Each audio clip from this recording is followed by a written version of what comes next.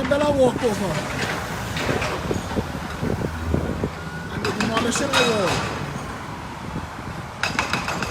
You tell me why they needed to close 2 lanes this morning.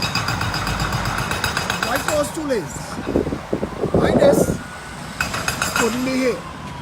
Why couldn't we have 2 lanes this morning? I'll tell you why we couldn't have 2 lanes this morning. This government knows that the people of Trinidad and Tobago have woken up to their bullshit.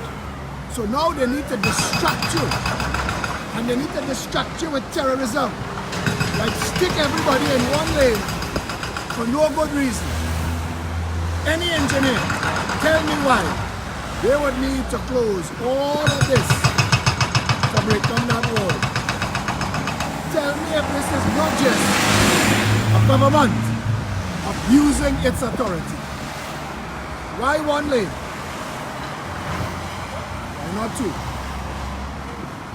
Tell me. This morning, traffic is backed up past Petite Valley, past Sierra Leone. Because these jackasses have closed 2 lanes that they didn't need to close. This is the mismanagement of Trinidad and Tobago.